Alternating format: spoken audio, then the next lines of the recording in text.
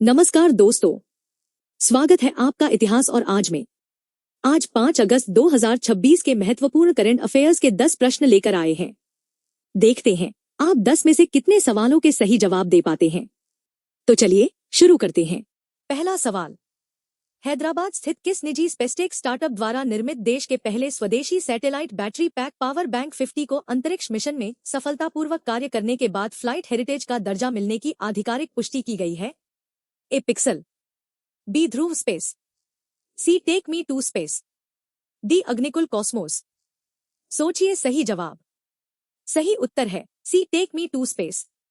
व्याख्या, startup take me to space द्वारा विकसित पावर बैंक 50 भारत का पहला ऐसा स्वदेशी उपग्रह बैटरी पैक बन गया है जिसे अंतरिक्ष में सफलतापूर्वक कार्य करने के कारण फ्लाइट हेरिटेज का दर्जा मिला है।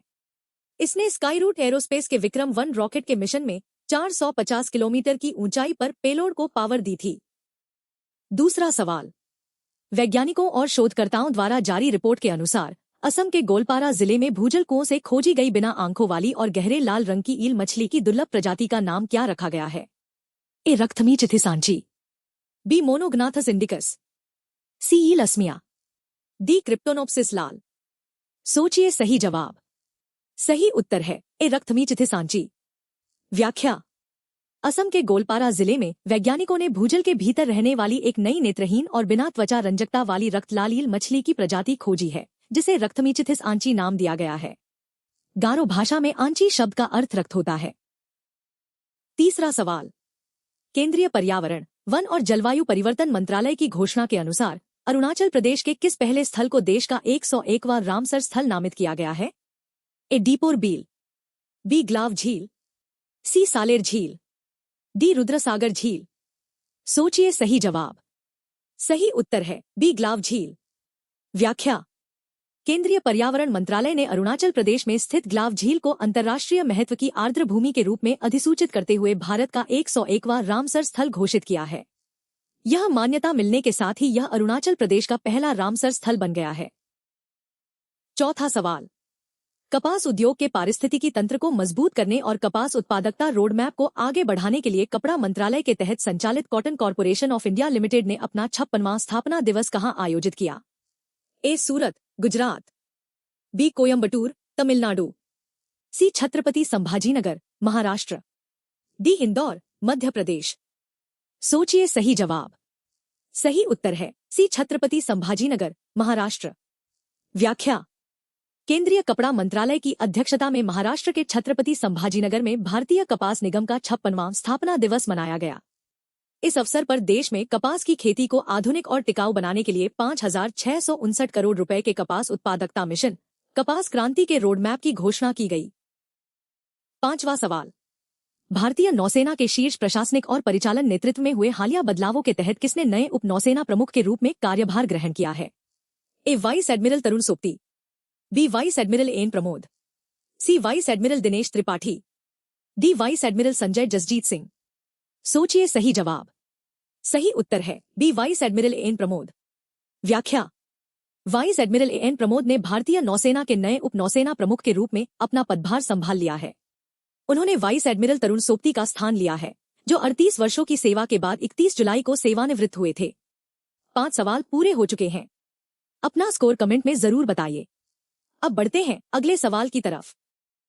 छठा सवाल, संसद के मानसून सत्र के दौरान राज्यसभा द्वारा पारित जन्म और मृत्यु पंजीकरण संशोधन विधेयक 2026 के तहत यदि जन्म या मृत्यु का पंजीकरण घटना के 2 वर्ष से अधिक समय बाद कराया जाता है तो इसके लिए किसकी अनुमति आवश्यक होगी? ए जिला मजिस्ट्रेट, बी प्रथम श्रेणी न्यायिक मजिस्ट्रेट, सी मुख्य चिकित्सा अधिकारी, डी राज्य नागरिक पंजीयक। सोचिए सही जवाब। सही उत्तर है बी प्रथम श्रेणी न्यायिक मजिस्ट्रेट। व्याख्या, राज्यसभा ने जन्म और मृत्यु पंजीकरण संशोधन विधेयक 2026 को पारित किया है। इसके तहत 2 वर्ष से अधिक की देरी से होने वाले पंजीकरण के लिए प्रथम श्रेणी न्यायिक मजिस्ट्रेट का आदेश आवश्यक होगा। 7वां सवाल, सड़क परिवहन व्यवस्था में वाहन बीमा के पालन को बेहतर बनाने के उद्देश्य से सर्वोच्च न्यायालय ने पायलट परियोजना के रूप में किस नीति का सुझाव दिया है? A no helmet no fuel, B no insurance no fuel, C digital challan अनिवार्य नीति, डी अनिवार्य RFID टैगिंग। सोचिए सही जवाब। सही उत्तर है B, no insurance no fuel. व्याख्या। सर्वोच्च न्यायालय ने वाहन बीमा नियमों के बेहतर पालन के लिए पायलट परियोजना के रूप में नो इंश्योरेंस नो फ्यूल नीति का सुझाव दिया है। इसका उद्देश्य वाहन मालिकों को आवश्यक मोटर बीमा बनाए रखने के लिए प्रोत्साहित करना और बीमा नियमों के अनुपालन को बेहतर बनाना है। 8वां सवाल। सर्वोच्च न्यायालय द्वारा मोटर वाहन बीमा नियमों से संबंधित दिए गए निर्देशों के अनुसार निजी कारों के लिए अनिवार्य थर्ड पार्टी इंश्योरेंस की न्यूनतम अवधि को 3 वर्ष से बढ़ाकर कितने वर्ष करने का निर्देश दिया गया है?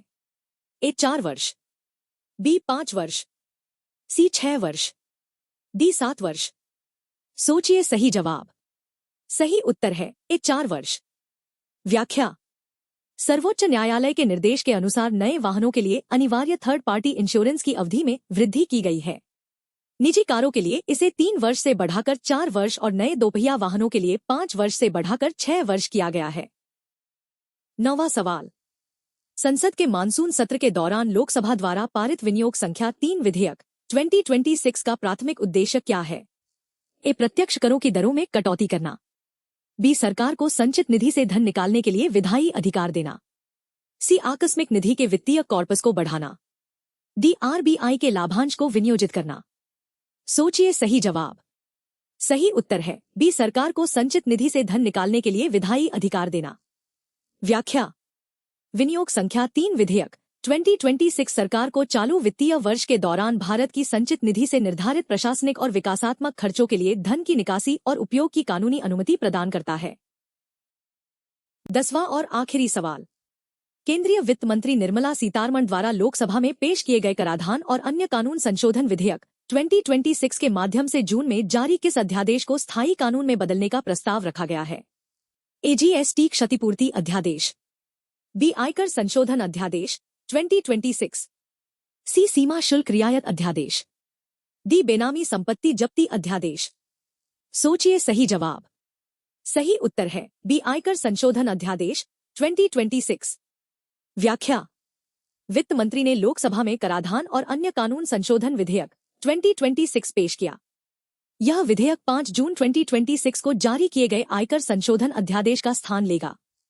इसका उद्देश्य विदेशी पोर्टफोलियो निवेशकों को सरकारी प्रतिभूतियों में निवेश पर कर राहत और पूंजीगत लाभ से संबंधित छूट प्रदान करना है। आज के 10 सवाल यही पूरे होते हैं। आपका स्कोर 10 में से कितना रहा, हमें कमेंट में जरूर बताइए। वीडियो पसंद आया हो तो लाइक करें और चैनल इतिहास और आज को सब्सक्राइब करना न भूलें। सड़क सुरक्षा, जीवन रक्षा। जय हिंद।